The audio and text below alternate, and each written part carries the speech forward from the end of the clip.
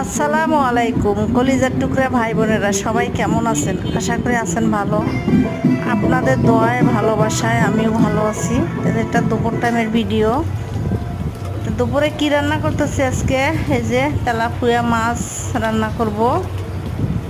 তো আসলে ভাই বোনেরা, যে যেখান থেকে আমার ভিডিওটা দেখেন অবশ্যই একটা লাইক দিন, কমেন্ট করেন, সাবস্ক্রাইব করে দিন ভাই বোনেরা অবশ্যই। আসলে হয় কি ভাই বোনেরা, অনেক কষ্ট করে ভিডিওগুলো বানাই আপনাদের জন্য। হাজার হলে আপনারা আমার ভাই বোন, আন্টি আঙ্কেল, ছোটো ছোটো সোনামণিরা আমার ভিডিওগুলো দেখেন, ভালো লাগে। আসলে আপনারা সুন্দর সুন্দর কমেন্ট করেন, আপনাদের কমেন্টগুলো শুনি আসলে আমার কাছে অনেক ভালো লাগে।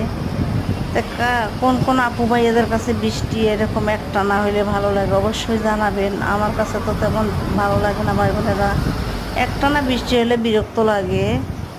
তো যাই হোক, যারা হলো মধ্যম ফ্যামিলি, নিরীহ গরিব, তারা আসলে খাটি খাওয়া মানুষেরা আসলে কাজ কাম করতে পারে না, তাদের অনেক কষ্ট। তো যাই হোক, ভিডিওটা দেখতে থাকেন, অবশ্যই ভালো লাগবে। আমাকে যদি বোন মনে করেন তাহলে অবশ্যই একটা লাইক দিতে ভুলেন না। ভাই বোনেরা, হাতে একটু সময় নিয়ে ভিডিওটা দেখবেন, অবশ্যই ভালো লাগবে।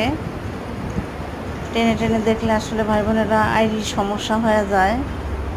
তো দেখেন, বৃষ্টির মধ্যে কোনো থেমে নাই, কাজ কাম মানুষের চলতে আছে। তো এখানে আমি রান্না বসাইছি, এখানে পেঁয়াজ, তেল সব কিছু দিয়ে। তাই যেখানে আবার পেয়ারা কাটছিলাম, একটু করে পেয়ারা মুখে দিলাম। এই যে দেখতে পাচ্ছেন কীরকম বৃষ্টি দেখেন।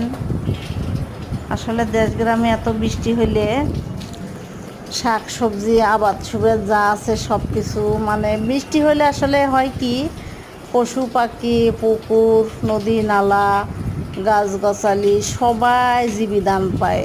হয়তো বুঝতে পারছেন, বৃষ্টি হওয়ার দরকার। বৃষ্টি না হলে তো আমরা খাবো কি? কারণ বৃষ্টির পানি দিয়ে তো সব কিছু সবজি আবাদ হয়, ক্ষেত খোলার আবাদ হয়, হয়তো আপনারা বুঝতেই পারছেন।